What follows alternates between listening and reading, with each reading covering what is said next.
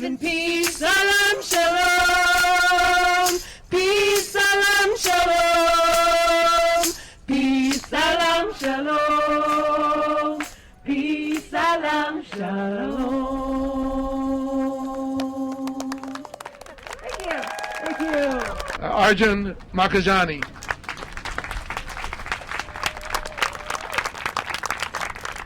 Thank you so much. I'm very glad to be back in California. I love California. I went to Berkeley here long ago. Many fond memories. But it was complicated for me to get to Berkeley. I wanted to go to some of the fine universities in the country when I was applying to go to graduate school from Bombay. Then I had a different idea. I thought it'd be nice to go to school in the capital of the country. And so I applied to Washington State University. And they gave me this wonderful assistantship, and I accepted, then I found out I was 3,000 miles off. Well, anyway, I got my doctorate here a long time ago, and I had a lot of fun and did some good work, I think. And I want to tell you a little story about Livermore at the end of the Cold War. They were in a little bit of a desperate strait. I think one of their scientists said, you know, all the nuclear weapons are now obsolete. They were meant for this deterrence with this other superpower that's now gone. And so maybe we need to invent new nuclear weapons, but maybe they weren't going to get money for new nuclear weapons because people were thinking maybe the Cold War is over, you know, it's over.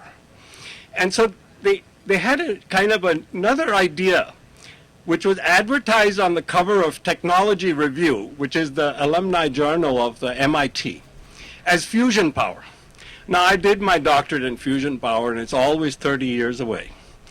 So it's a very good plan for researchers to get government money. And I'm not saying it's a bad idea, it's a good idea. But how much money should go into it is a different debate. So they said it'd be fusion power on the cover, but if you read the fine print, of course they admit fusion power doesn't really work yet, and that was 1991, and doesn't really work yet in 2011. And they said, well, initially we're going to have to do this with fission power. But their fission power plan was the bomb hiding behind nuclear power. So they said we will build a big underground steel chamber, and we will shoot 3 pieces of plutonium into this, sort of like your NIF, but with plutonium, your National Ignition Facility here.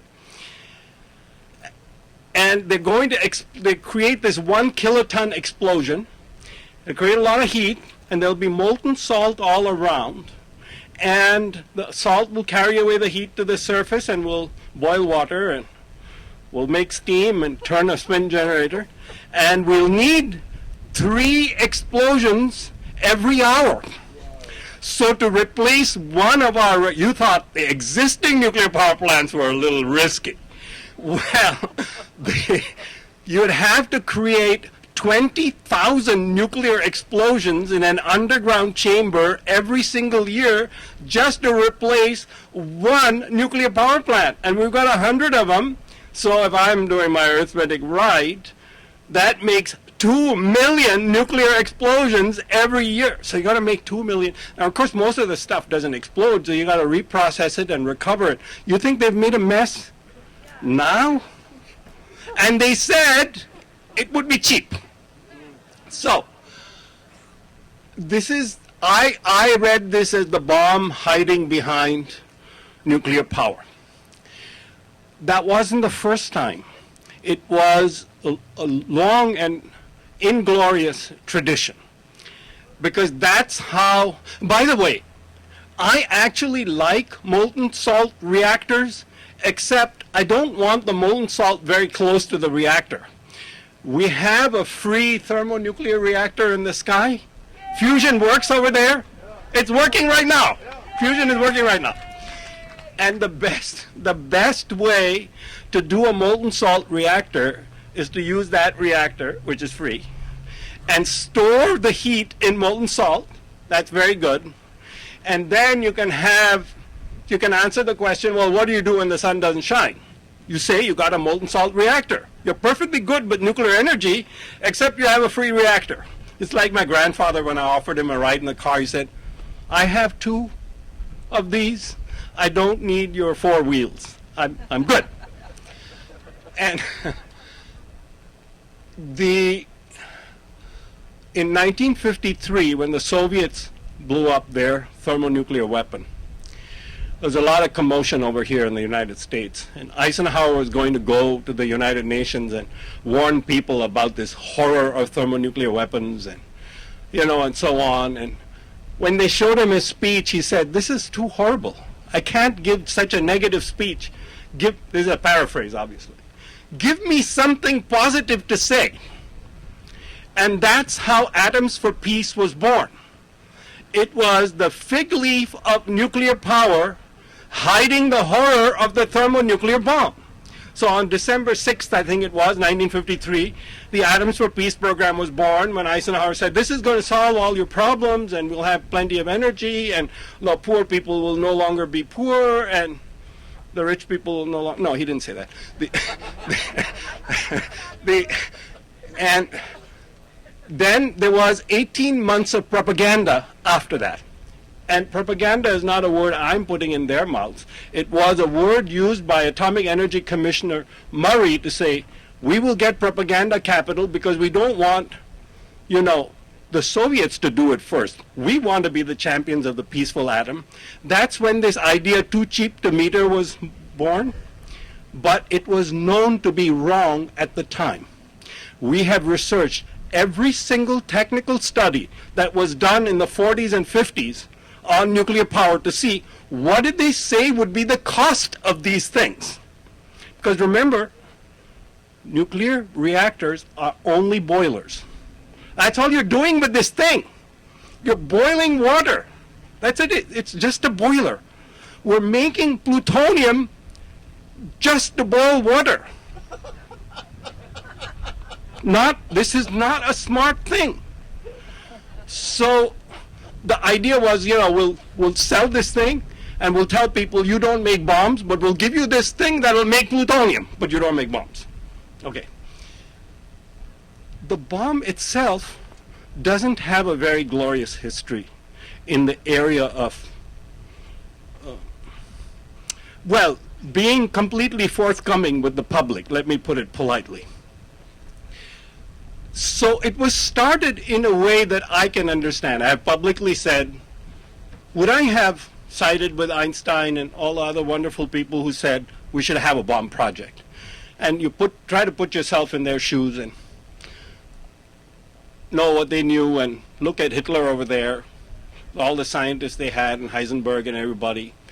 And probably I think I would have joined. I don't know that I would have had the political and moral vision to say no.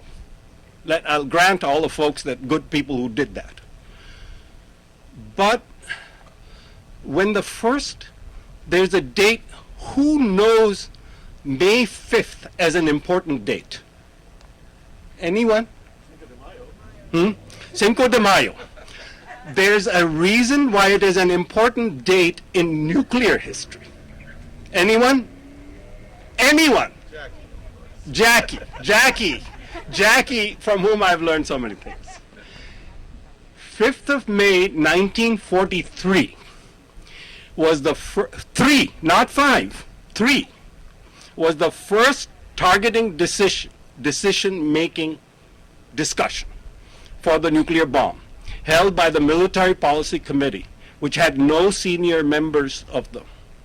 And they decided they were not going to target Germany. And they were going to target Japanese forces in Truk 2 years before the war ended. It wasn't a racist thing. It was that if the bomb is a dud, the Germans would know more what to do with the plutonium, and we could be facing an atomic bomb on London or other cities. They didn't target Tokyo. They targeted the Japanese fleet because if the bomb was a dud, the bomb would sink and be very hard to recover. It was all about, it wasn't about ending the war fast. It wasn't about saving American lives. It wasn't about Hitler. It was about the bomb itself. It had become its own defining framework. Fast forward to December 1944, my one hero from the Manhattan Project, Joe Rothblatt.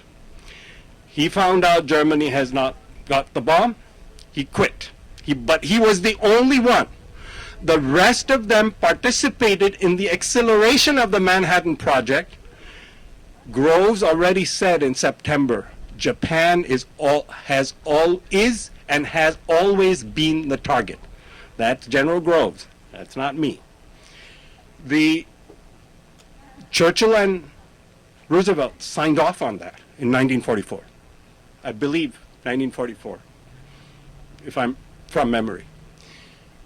The idea that 500,000 lives were saved was a fabrication.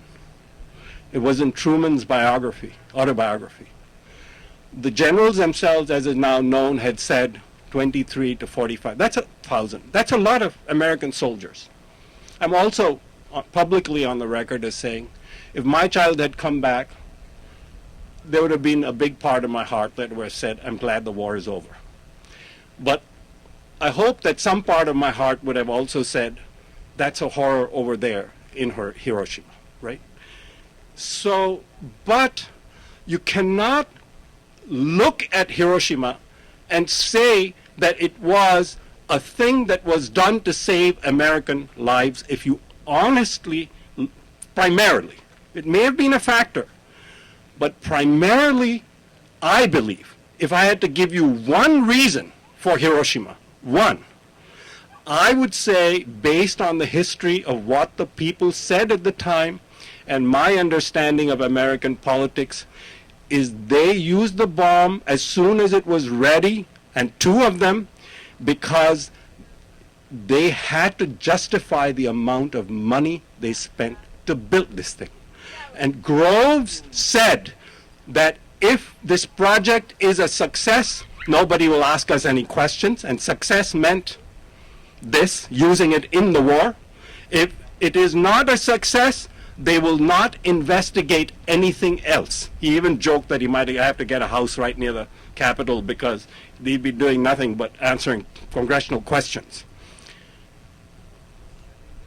This idea that somehow there was an equality between the number of lives saved and the number of people who were killed in Hiroshima and Nagasaki began as a propaganda immediately after the war.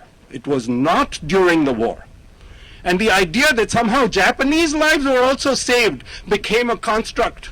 And this is afterwards because during the, if we had fought a war, then more people would have died. It had nothing to do with the thinking about using the bomb. And the minimum, I believe, that we need in public discourse about the most dangerous things that have been ever invented, that is putting the lives of everybody at risk, is honesty in public discourse. So if your assessment today is something, say it is my assessment today, but don't put it in the mouth of General Marshall, who wrote to Stimson saying that I think during the war, in June 1945, I have the memo from the National Archives. In June 1945, he said, I think the estimate of 500,000 lives saved is, quote, entirely too high. He wrote that. Now, if you have a justification of the killing of 250,000 people born of less than honest discourse, let me say.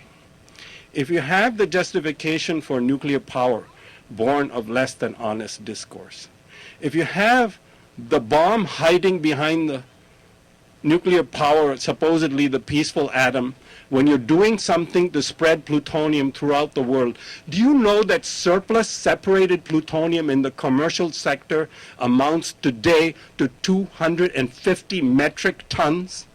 The same amount as in all the nuclear weapons arsenals of all the nuclear powers put together? That's commercial surplus plutonium. We've got 600 tons in the spent fuel just in this country. 2,000 tons worldwide in spent fuel, about, of plutonium. 8 kilograms per bomb, give or take, depending on how smart you are. Now, Fukushima should not have been a surprise. There were 4 surreal hydrogen explosions that, in one case, reduced a good bit of this secondary containment building to rubble. Am I out of time? 4 minutes. I think I can finish in 4. It has been known for a very long time. Where did this hydrogen come from? This hydrogen came from the reaction of the fuel rod material, which is zirconium, reacting with steam. Steam is created right next to the fuel rods when you lose coolant and the water next to the fuel rods starts boiling. It's not supposed to boil right next to the fuel rods. It's supposed to boil up there, many 12, 14, 16 feet above the fuel rods. The zirconium becomes zirconium oxide, mixed with uranium oxide where all the fission products are, and you start getting a meltdown. One of the materials experts that helped design all of this stuff wrote a letter to the Bulletin of Atomic Scientists in 1975 saying he was very worried about this thing. We didn't have any alternative materials. And then 4 years later, we had 3 Mile Island, in which there was a hydrogen explosion, but contained in the containment building. But there was a hydrogen explosion. And I could not detect that there had been a serious idea of replacing this zirconium. There was an NRC commission that said, you know, your regulatory basis isn't very good. You ought to make some changes to include these severe accidents and impose some more serious requirements. And many of the most serious things were left to the voluntary implementation of nuclear reactor licensees. So, for example, these vents that did not work or did not work well enough in Fukushima, they were left to the voluntary implementation of the companies. Most of them did install vents here, but obviously they haven't been as thoroughly tested under realistic conditions of accidents. Was it a surprise? No. Somebody has actually raised this question of whether the vents would work if you actually lost all power. Who's paying for this? So now you look at Chernobyl and people said, it couldn't happen in the West, you know, because of the bad Soviets. And they had bad reactor designs and they were dictators. So there's some truth to all of that. They were dictators and it wasn't a very smart reactor design from a number of points of view. But zirconium fuel rods aren't very smart either, you know. And we knew that. But they said it cannot happen here. For 25 years they said it cannot happen here being in the West. And Japan, you know, is sometimes the Far East and sometimes the West, depending on which way your head is pointed. Geography is a very funny thing. I wrote a poem about colors too. The colors are very funny too. Different speech. If you look at what they said for 25 years and the reality and the horror of Fukushima, who's paying? It's all the farmers. It's the kids that we've suggested go to school in high radiation areas, as much radiation as workers are maximum. 2 rem. They had to withdraw that, not because they wanted to, but because, okay, this whole thing is not born of an honest enterprise. The Fukushima, the Manhattan Project should have stopped in December 1942 at 4. And they should have said, we accomplished our purpose. Hitler doesn't have the bomb. We're out of business. And we have done a good job for the country. The end. They should have done what Rotblat did, but they did not. And from then, this dishonest public discourse in the essentials. How many lives were saved? Nobody really knows. But we know what the facts are about what the generals said. There's no need to second guess the generals. We should at least honestly say what they said. Then you can say, well, my opinion is General Marshall was wrong. All right, you know more than General Marshall. But at least you should say, I know more than General Marshall, and I'm going to say he was wrong. All right. You should know where this number of 500,000 lives saved came from. Anybody knows who first came up with this thing? That General Marshall said it's entirely too high? It was an economist. Any economists say anything sensible recently? Well, it's a long tradition. Okay. So we need, I'm going to wrap it up. The answer is in my hand for one piece of this thing. The other answer, Marylia has been trying to tell you for a very long time. And she has you entirely convinced.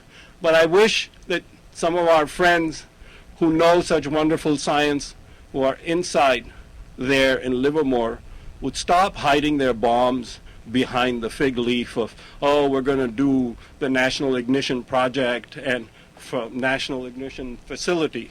Everything is a facility. It's easy. That's why it's a facility.